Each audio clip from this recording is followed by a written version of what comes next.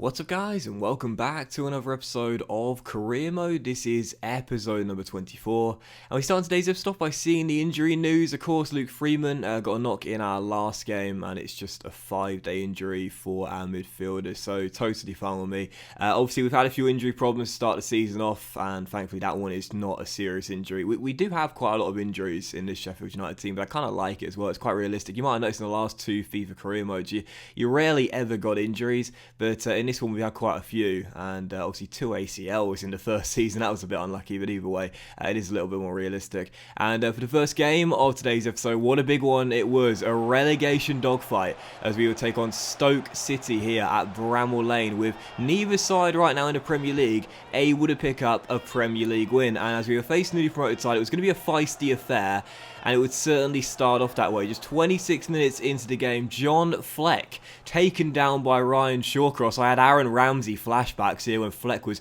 on the ground smashing his hand into the turf in frustration. Fleck stretchered off and forced off early with an injury. So it's still goalless in a really important game here for both teams. Obviously, coming on the back of that loss to Middlesbrough in the EFL Cup on penalties, embarrassed by the Championship side. But of course, in the Premier League, no defeats in our last two games, and our first 2 points of the season picked up. So I was feeling confident heading into the match. We'd been the better team throughout the first hour's worth of football, and in the 63rd minute, a golden chance fell here on the break. Callum Robinson's step overs allowed Norwood some time to attack down the left-hand side. The skipper runs forward, plays it back to Robinson, but unfortunately for us in this game, Adam Federici was having the game of his life. He was making save after save after save, and this is why Butland was not starting for the Potters in this match. It was still goals. We've been a far better side, just couldn't find that goal. 15 minutes to go, we switched to attacking, look for that winner. Bogle finds Tony down the right hand side, beats Ryan Shawcross for pace, leaves him in the dust, continues to run,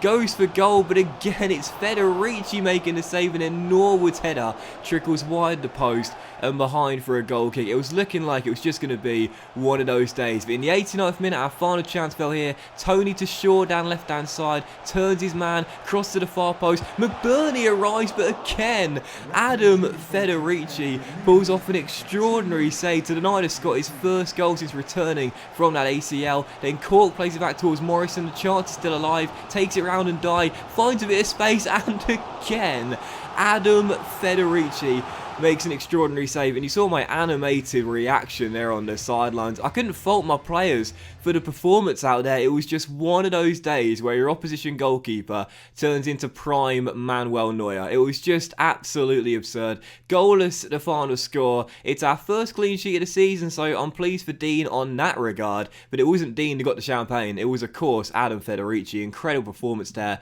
as Stoke get the point, and it does end goalless. But following out, we saw confirmation John Fleck's injury. It's a broken metatarsal, and he's going to be out for 2 months. Remember last season he had an injury, which was a 2-month injury. He's got another one here, so Fleck out for 2 months. He'll join Freeman on the sidelines, and of course Lundstrom, who of course we're still waiting to come back from that ACL. He probably won't return until around December time. And let's take a look at the league table here. 7 games in, still no wins on the board as we enter October. Obviously, there's still a very, very long way to go. We're not even at the halfway point of the halfway point yet, so not even a quarter of the way through the season. Great one there, JC. Nice maths.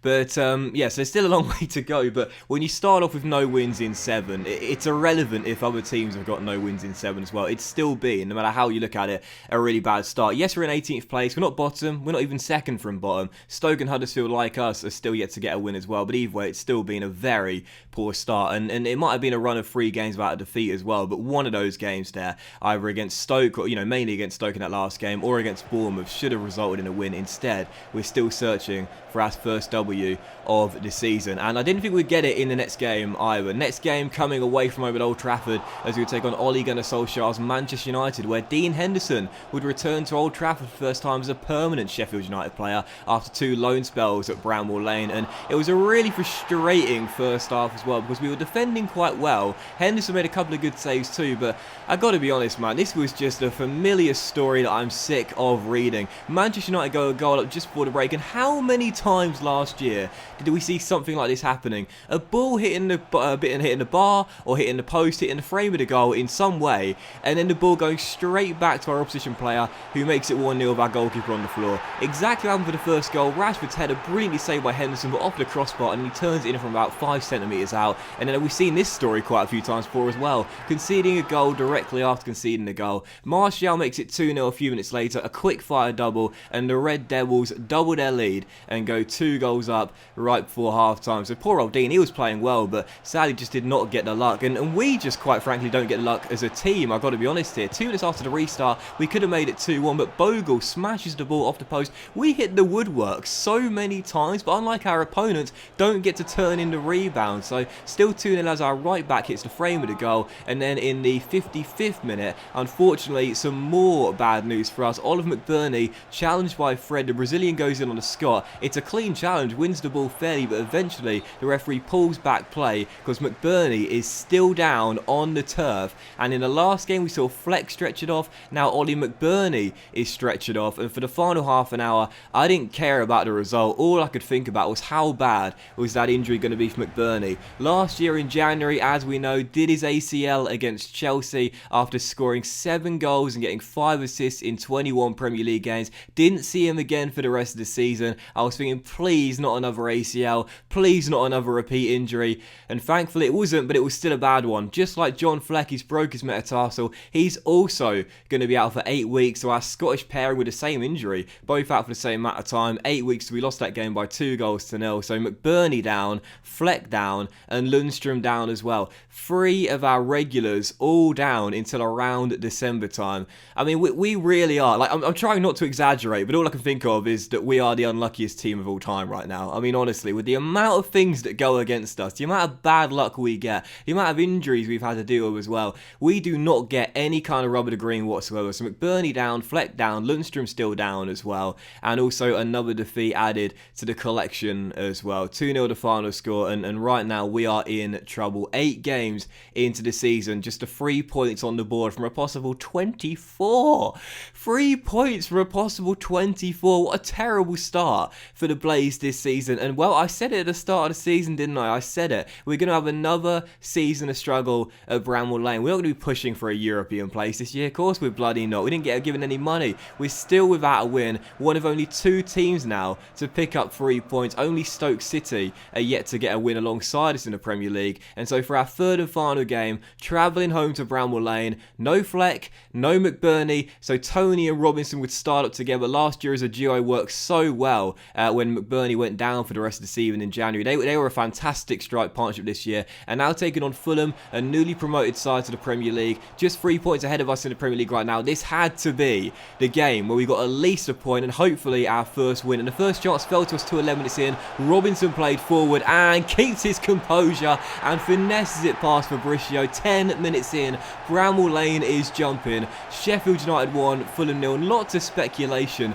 heading into the game about my future. No wins in 8 games. A terrible, terrible start. Some fans wondering maybe a change of management is required. All the players, I'm sure, are still behind me. Great ball by Tony into the path of Robinson. And like I said earlier, these two as a duo work really, really well. Robinson's first goal since the opening day, and it's 1-0 to Sheffield United. But Fulham tried to respond instantly as Tom Kenny played it through to Mitrovic. But Dean Henderson, what a save to deny the Serbian from making it 2-0. Obviously got a clean sheet a couple of games ago against Stoke City here at Bramwell Lane. He was looking for his second clean sheet in 3, and with saves like that, he was going to get it. What a stop by the young man, and it is still 1-0. And the 15th minute, great chance for a break here from a corner as Robinson held off Tim Ream superbly there and found Jack Cork. What a ball by Cork. Tony beats Alfie Mawson to the ball, sprints down the right. He's going to need a teammate as he stops the ball. He picks out Norwood into Robinson for his second goal of the game. 18 minutes in.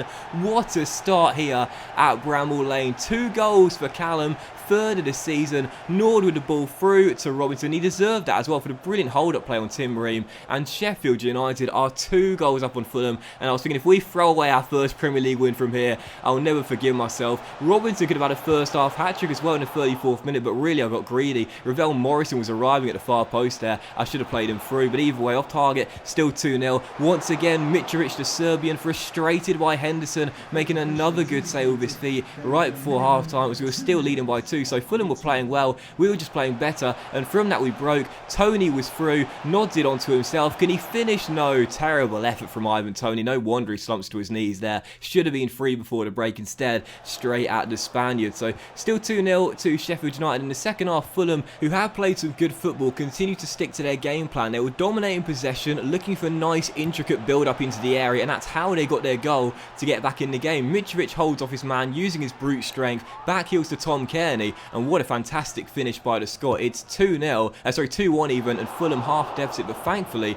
they couldn't really do anything after that. Our defence was much stronger, couldn't get a direct route to our goal. Aidan White almost scored a superb first Premier League goal there with that bending effort hitting the frame of the goal, but thankfully it didn't matter, didn't find the back of the net, because the final whistle blew minutes after, and that was that. Final score, Sheffield United 2, Fulham 1. 30,000 Sheffield United fans inside Bramall Lane can breathe a sigh of relief, because finally it's over. Our first Premier League win notched up at the ninth time of asking. 2-1 at the final score. We hit them on the counter time after time again, and Callum Robinson's brace ensures our first W is secured, and we move out of the relegation zone as well on the back of a huge and much needed 3 points. But that was today's episode of Career Mode, guys. Big thank you for watching. Hope you have enjoyed it, and if you did enjoy the episode, then please do drop a like, and I'll see you for the next episode very soon.